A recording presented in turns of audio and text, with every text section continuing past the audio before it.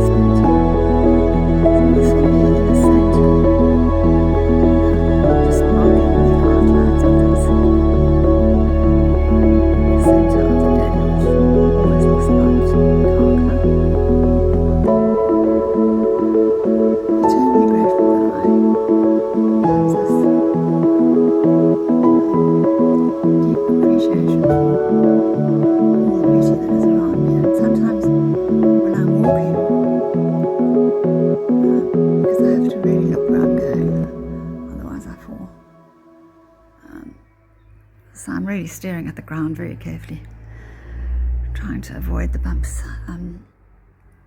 But I sometimes just will smell a flower, because that's one sense that I have. It's very good. My smelling and my hearing are very good. And so I can smell, and I will suddenly smell a frangipani, or which I absolutely love, or honeysuckle, or jasmine, and it's just then I'll look up, and I'll stop, and I'll just stare at the flower, and be so grateful. Sometimes I just touch them, just to feel the petals, just to feel the texture and how they all are so different and fit together so beautifully. And so I don't know if other people who have perfect sight do that, but I'm sure there are others who are visually challenged like I am who might do that. But it really gives you another sense of an appreciation of the wonder, of the beauty of these wonderful little species that we take for granted. So it looks like I only had 2 dahlias. If there was another one, I've blurred over it. Maybe there was a bud over there, so I'll just do the bud there. So I was thinking maybe a blue cornflower, but I did blue cornflowers in the other painting, so I don't want to repeat too much of what's in that painting. This is its own painting. This is a much smaller canvas than that one. It's only 50 by 40, I think, whereas that one was at least 70 by 50.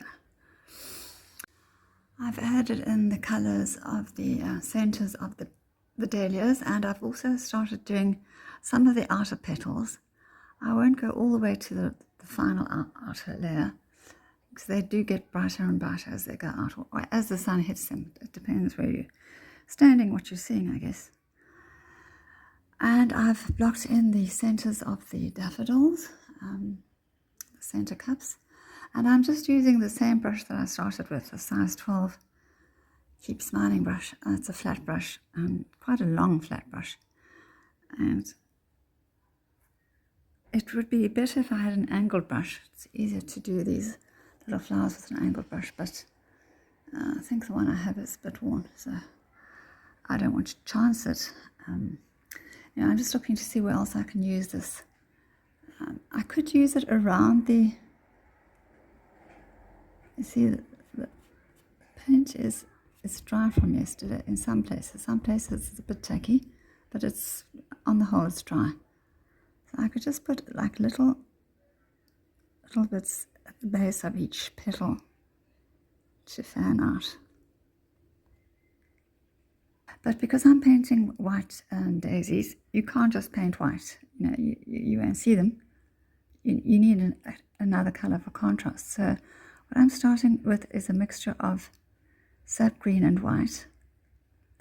And I'll lightly paint in all of them in this color. And then when the paint is dry, I will come back and paint over with white. I won't paint the whole petal white. I'll paint, highlights of white here and there to just reveal the beauty of the white underneath. So let's come out a bit darker there.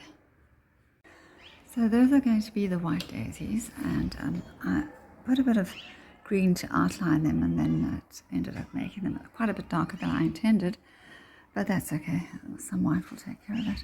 In fact, I just need to take my brush or my finger and blur in some of it. Hasn't quite covered the petals the way I want. But I decided I've got white daisies there. I could either make these daisies here yellow, but then I've already got orange over there, and I've got yellow daffodils here, so I'm going to make these a mauvey kind of a daisy. So I've got a mixture of two mauves on my palette. Well, I thought. So maybe a touch of white.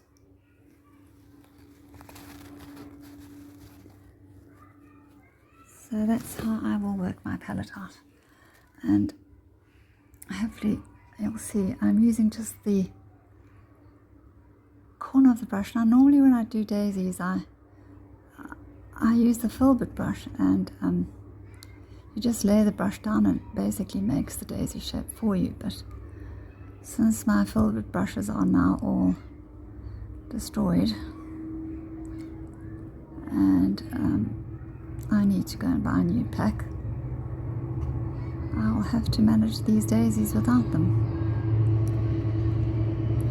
But that's the beauty of art. You can manage with whatever brush you have. And I always think about the great masters, the Renaissance artists and so on. And they didn't have acrylic paint, they didn't have acrylic brushes, they had to probably make their own brushes. They didn't have the wonderful colors we have today. Like blue was apparently very hard to come by, and they had to, it was very expensive, and they had to make their own paints. And we just go to the store and we buy whatever's there, and we get upset when they don't have the brand we want or the make of brush that we want. But we'll get upset when we see the prices. But very, very small hardships compared to what artists in the past had to deal with. And I think maybe that's why art was so highly prized, and maybe why it was people paid so much for art in the past, because not many people could afford to go and become artists. They had to have a job where they could have an instant income, however small it was. But also, you needed money to become an artist. You needed a lot of money for all these outlays. And so they had sponsors. The royalty would sponsor them. But we don't have that today. So one thing to always bear in mind when you're painting with oil, and also with acrylic, but especially with oil, some colors are translucent. So this yellow is a translucent yellow, and there is white underneath it, so that will improve the color. But if there was no white underneath it, it wouldn't look very nice. It might even need a bit more white, because I don't like the color that it is. And I just outlined the petals in the yellow so that you would see the definition, because this painting I do want to be very defined, except maybe the distant flowers won't be so defined, but those that are close up I do want defined. So when you look at the color in the tube, certainly when I do, I can't always say. Even when I look at the color here on my palette, which is it's a clear plastic, but that color is not the color that comes out on your canvas. And I want them to be radiant. So somehow I got a bit of I used the yellow ochre at the base so that they would be dark at the base. And that's gone into the flower.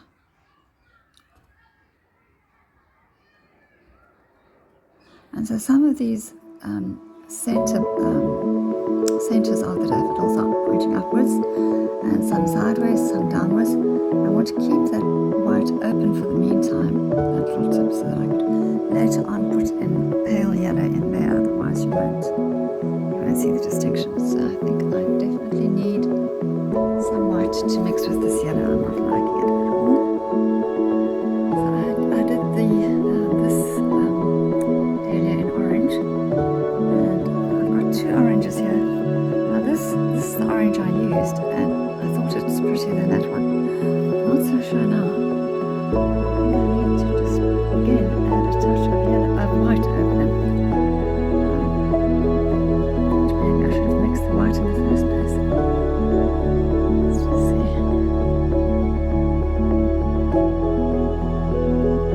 I won't do it on all of them, or equally on all of them.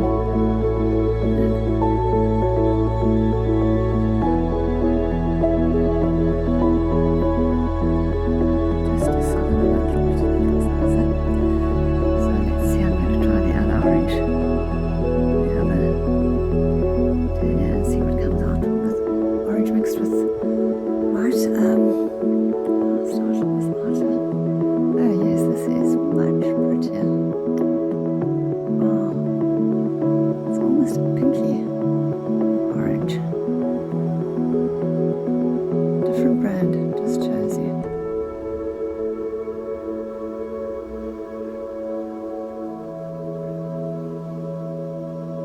So let's see, I'll go in there. Yeah, that's definitely much prettier. So I'll put some orange around, petals around this one. While I have this pretty orange on my brush, I'm going to put it into the center of this rose. And this rose is going to be much bigger than it is currently.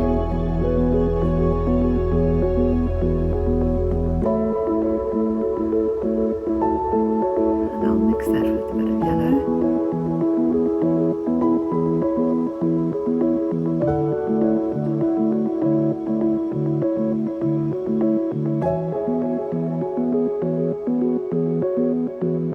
That's how I've started the rose, with a very soft orange, very soft yellow in the center.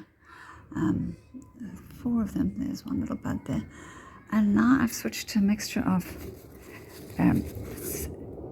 cad red medium and white, and hoping that will make a lovely pink.